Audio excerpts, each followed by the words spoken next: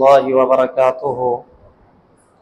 الحمد لله رب العالمين والعاقبة للمتقين والصلاة والسلام على أشرف الأنبياء والمرسلين.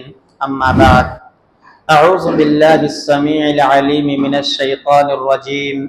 بسم الله الرحمن الرحيم. إن الذين قالوا ربنا الله ثم استقاموا تتنزل عليهم الملائكة ألا تخافوا ولا تحزنوا وأبشروا بالجنة التي كنتم توعدون. سورہ حامیم السجدہ آیت نمبر 30. وعن عائشة رضي الله عنها قالت قال رسول الله صلى الله عليه وسلم احب الاعمال الى الله ادومها وان قل. صحیح بخاری حدیث نمبر 6464. اسلامی بھائیو، ہم میں سے ہر شخص واقف ہیں، جانتا ہے کہ ہم سے ماہ مبارک بہت جلد گزر گیا. ہم میں سے بہت سارے لوگوں نے اس کو پانے کے لیے کتنی دعائیں کی، کتنی خواہش تھی، کتنی تڑپ تھی ہمارے اندر کہ رمضان المبارک کے مہینے کو ہم پائیں اور اس میں اللہ رب العالمین کی خوب عبادت کریں گے، خوب تلاوت قرآن مجید کا اہتمام کریں گے، صدقات و خیرات کریں گے. الحمدللہ حسب طاقت، حسب استطاعت ہم نے رمضان المبارک کے مہینے میں نیکیاں کی، خوب قرآن مجید کی تلاوت کی، صدقات و خیرات خوب کیے، اتحاد و اتفاق کے مناظر بھی خوب دکھائی دیے. لیکن افسوس کی بات اب ہے کہ جب رمضان المبارک کا مہینہ گزر جاتا ہے، ہم عید کی نماز پڑھ کر آ جاتے ہیں، چند ایام گزر جاتے ہیں جیسا کہ ابھی کی حالات ہے، تو ہماری حالات بدل جاتی ہے، ہماری کیفیت بدل جاتی ہے، موسم کروٹ لے لیتے ہیں. جو مسجد پوری نمازیوں سے بھری نظر آتی تھی وہ مسجد ویران ہو جاتی ہے. قرآن جسے ہم تلاوت کرتے تھے اب غلافوں میں اسے لپیٹ کر ہم رکھ دیے ہیں. ہو سکے اللہ جب توفیق دے تو پھر ہم اس قرآن مجید کو کھول کر دیکھیں گے. یعنی اعمال میں ہم کوتاہی برتنے لگے ہیں. تو آئیے رمضان المبارک کے مہینے کے گزرنے کے بعد ہمیں کیا کرنا چاہیے تاکہ رمضان میں کیے گئے اعمال کو ہم اسی طرح جاری رکھ سکے. اس سلسلے میں چند باتیں بیان کروں گا. اسلامی بھائیوں، ماہ مبارک یہ اللہ رب العالمین کی جانب سے بہت بڑی نعمت ہے، اور جب کوئی نعمت کو ہم پائے تو اس میں سب سے پہلے اللہ رب العالمین کا شکر ادا کرنا چاہیے. اگر ہم کسی بھی نعمت پر اللہ رب العالمین کی شکریہ ادا کرتے ہیں تو اللہ رب العالمین مزید اس نعمت کو ہمیں عطا کرتا ہے. اس رمضان کو پا کر، اس رمضان میں جو ہم نے کیے نیک اعمال کیے، جو قرآن مجید کی تلاوت کی، اس پر اگر ہم رب العالمین کی شکریہ ادا کریں تو انشاءاللہ تعالی اللہ رب العالمین آئندہ رمضان تک ہمیں زندہ رکھے گا اور ہم اس رمضان میں بھی اللہ رب العالمین کی عبادت کریں گے. اب سورہ ابراہیم اٹھا کر دیکھیں، آیت نمبر 7 کی تلاوت کیجئے. اللہ رب العالمین نے فرمایا وَإِذْ تَأَذَّنَ رَبُّكُمْ لَئِن شَكَرْتُمْ لَأَزِيدَنَّكُمْ وَلَئِن كَفَرْتُمْ إِنَّ عَذَابِي لَشَدِيدٌ. کہ تمہارے رب نے صاف طور پر تمہیں آگاہ کر دیا ہے، خبردار کر دیا ہے، اگر تم شکر گزاری کرو گے تو وہ تمہیں مزید عطا کرے گا، یعنی زیادہ اور دے گا، اور اگر ناشکری کرو گے ان عذابی لشدید تو اللہ رب العالمین نے کہہ دیا میرا عذاب پھر بڑا سخت ہے. اگر ہم کسی بھی نعمت پر شکریہ ادا نہ کریں، نہ اور کفران نعمت کرے، ناشکری کرے، ناقدری کرے، تو اللہ رب العالمین ناقدری کرنے کی وجہ سے بھی ہماری گرفت کر سکتا ہے. سورہ بقرہ اٹھا کر دیکھیے، آیت نمبر 152 کی تلاوت کیجئے. اللہ رب العالمین فرماتا ہے فَاذْكُرُونِي أَذْكُرُكُمْ وَاشْكُرُوا لِي وَلَا تَكْفُرُونَ. لہذا تمہیں اللہ رب العالمین حکم دیتا ہے کہ تم میرے ذکر کیا کرو، مجھے یاد کیا کرو، میں تمہیں یاد کروں گا. وَاشْكُرُوا لِي، اور شکریہ ادا کرو، وَلَا تَكْفُرُونَ، اور کفران نعمت نہ کرو. اسی آیات کو، اسی مفہوم کو اللہ رب العالمین نے سورۃ النساء آیت نمبر 147 میں بیان فرمایا ما يفعل الله بعذابكم وَإِن شَكَرْتُمْ وَآمَنْتُمْ. اللہ رب العالمین کو کیا پڑی ہے کہ تمہیں خامخواہ سزا دے، तुम्हें खामखा अजाब में मुब्तला करे, अगर तुम शुक्र गुजारी करोगे, शुक्र गुजार बंदा बने रहोगे और ईमान की रविश पर चलोगे। वकान अल्लाहु शाकिरन अलीमा, और अल्लाह रब्बुल आलमीन बड़ा कदरदान और तमाम लोगों के हालात से वाकिफ है। अल्लाह रब्बुल आलमीन अलीम है, जानने वाला है। इस आयत में भी अल्लाह रब्बुल आलमीन ने बयान फरमाया कि अल्लाह रब्बुल आलमीन उन लोगों को अजाब में मुब्तला नहीं करेगा जो शुक्रगुजार बंदा है, और अगर कोई नाशुक्री करता है तो अल्लाह रब्बुल आलमीन उनको अजाब में मुब्तला करेगा। लिहाजा इन तमाम दलीलों का खुलासा ये है कि रमजानुल मुबारक के महीने को पाकर हम इस नियामत को अल्लाह रब्बुल आलमीन के सामने इजहार करें और शुक्रिया अदा करें। दूसरा अमल जो सबसे अहम अमल है कि हम आमाल में इस्तिकामत इख्तियार करें। रमजान में जैसा नेक अमल करते थे उसी तरीके से आम दिनों में भी, बाकी के 11 महीनों में भी ऐसे अमल करने की कोशिश करें। ये रमजान की तरबियत है, ये रोजे की रूह है। अगर हमसे ये कुछ नहीं हो पा रहा है, गोया कि हमने रमजान में की हुई इबादत के सही मफहूम को नहीं समझा। रोजे के जो असल मकसद और रूह है हमने उसको नहीं समझ पाया। यानी रस्मी तौर पर हम रमजानुल मुबारक के महीने में रोजे रख लिए, कुरान मजीद की तिलावत कर लिए, लेकिन इसका क्या मकसद अल्लाह रब्बुल आलमीन ने जिक्र किया उसको हम नहीं समझ पाए, क्योंकि हमारे दिल में तकवा पैदा नहीं हुआ है। हमारी हालात बदल गई है। जो रोजे का असल मकसद अल्लाह रब्बुल आलमीन ने जिक्र फरमाया लअल्लकुम तत्तकून, ताकि तुम अल्लाह रब्बुल आलमीन से डरने लगो। अब आइए अल्लाह रब्बुल आलमीन ने सूरह हामीम अस-सजदा में जिक्र फरमाया है, इन्नल्लज़ीना क़ालू रब्बुना अल्लाहु सुम्मा इस्तक़ामू ततनज़्ज़लु अलैहिमुल मलाइका अल्ला तख़ाफू व ला तहज़नू व अबशिरू बिल जन्नति अल्लती कुंतुम तुअदून।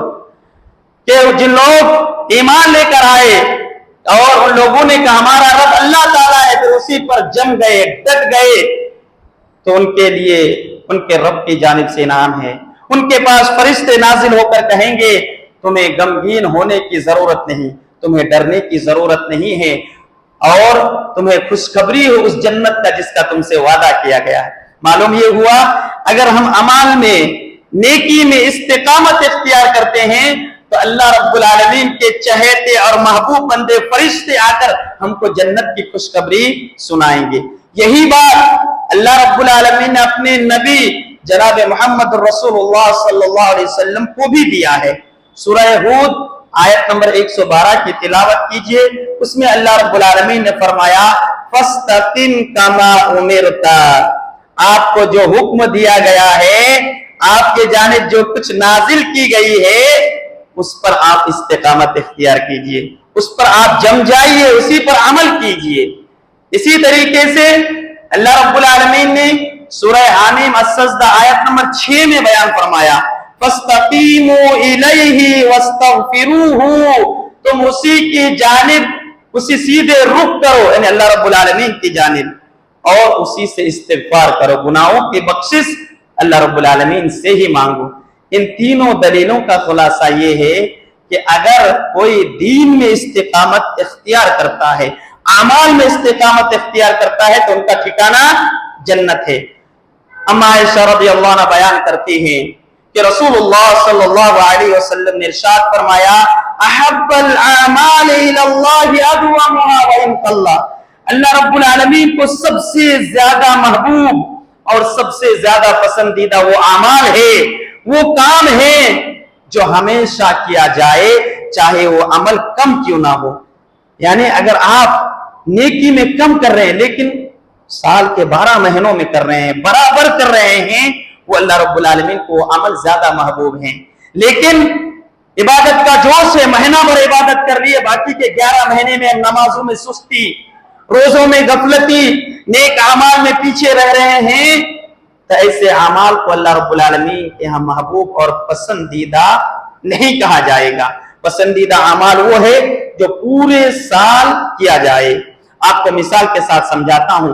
बंदों की ये सिफत होती है, जब उसे किसी नेकी के बारे में मालूम होता है तो उसमें बढ़ चढ़ कर अमल करने लगता है। फिर उसे दूसरी नेकी के बारे में बताया जाता, दूसरे नेक अमाल के बारे में बताया जाता है, तो पहले वाले नेक अमाल को छोड़ देता, दूसरे की तरफ ज्यादा ध्यान देता है। اسی طریقے سے اس کے پاس نیکی کا ایک ذخیرہ نہیں بن سکتا۔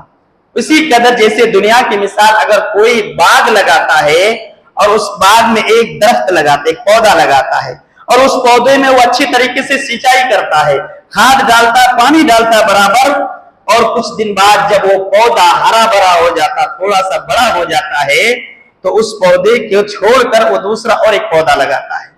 اب پہلے والے پودے پہ نہ پانی دیتا ہے نہ کھاد دیتا ہے، یعنی اس کے جانب سے وہ بے رخی اختیار کر لیتا ہے۔ اب دوسرے پودے پر وہ اپنا دھیان مبذول کرتا ہے، اپنے دھیان دیتا ہے، اس میں پانی ڈالتا ہے۔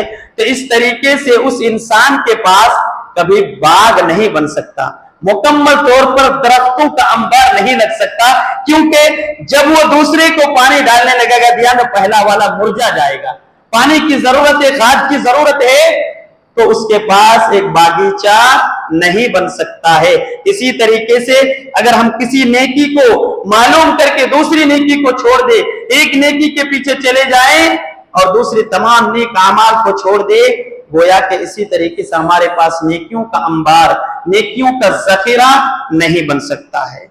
تو ضرورت اس بات کی ہے کہ جیسے رمضان المبارک کے مہینے میں ہم نے عبادت کی، اسی طریقے سے 11 مہینے میں کوشش کرے ہم اللہ رب العالمین کی عبادت کریں۔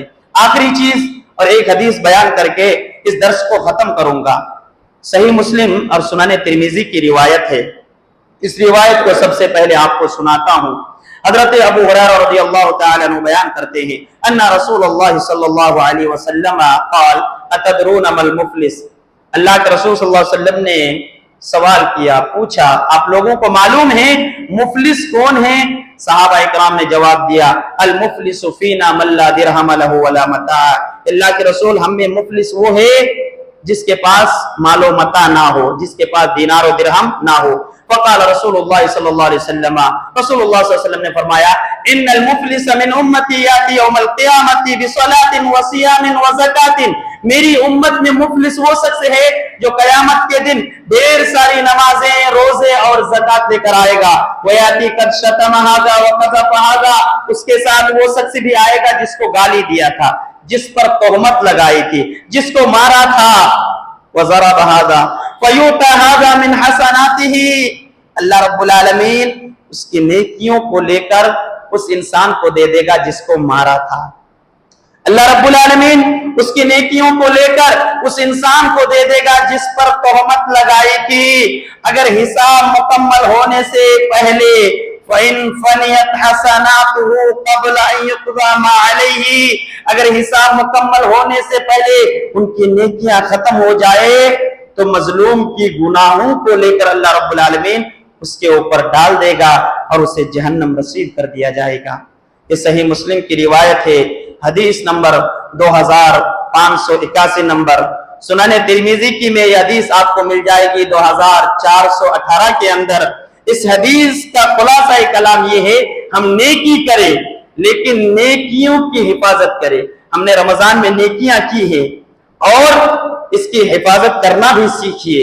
اس کی حفاظت کا مطلب یہ ہے کہ اپنے ہاتھوں کو، اپنے پیروں کو، اپنے زبان کو دوسروں کو تکلیف دینے سے بچا کر رکھے۔ اپنی زبان سے دوسروں کو تکلیف نہ دے، اپنے ہاتھوں کے ذریعے سے کسی کو نہ مارے۔ اگر آپ نے اپنے اعضاء و جوارح کے ذریعے، اپنے حرکات و سکنات کے ذریعے دوسروں کو تکلیف دی تو کل قیامت کے دن وہی حال ہے جب نامہ اعمال کھولا جائے گا۔ آپ نیکیوں کو تلاش کریں گے، میں تو نمازی تھا، نماز پڑھتا تھا، میں روزے دار تھا، روزے رکھ کر آیا، میں زکات دے کر آیا ہوں، میں غریبوں کی مدد کر کے آیا، صدقہ و خیرات کر کے آیا ہوں، لیکن نیکیاں نامہ اعمال میں نہیں۔ معلوم ہوا کہ آپ نے جن کو تکلیف دی ہے آپ کے نیک اعمال کو لے کر انہیں دے دیا گیا ہے، وہ شخص اس کو فائدہ ہو گیا اور آپ کو نقصان ہو گیا۔ لہذا سب بیداری کریں، روزے رکھیں، نمازیں پڑھیں تو ان اعمال کے ثواب کو، اجر کو آپ حفاظت کے ساتھ رکھیں۔ اللہ رب العالمین سے دعا کرتا ہوں بار الہ تو ہمیں ان باتوں پر عمل کرنے کی توفیق دے۔ رب کریم تو ہمیں روزے کے اصل مقصد اور اس کی روح کو سمجھنے کی توفیق دے۔ رب کریم تو ہمیں نیک اعمال میں استقامت اختیار کرنے کی توفیق دے۔ ربنا لا تزغ قلوبنا بعد إذ هديتنا وهب لنا من لدنك رحمة إنك أنت الوهاب يا مقلب القلوب ثبت قلوبنا على دينك يا مقلب القلوب ثبت قلوبنا على دينك آمين تقبل يا رب العالمين سبحانك اللهم وبحمدك أشهد أن لا إله إلا أنت أستغفرك وأتوب إليك.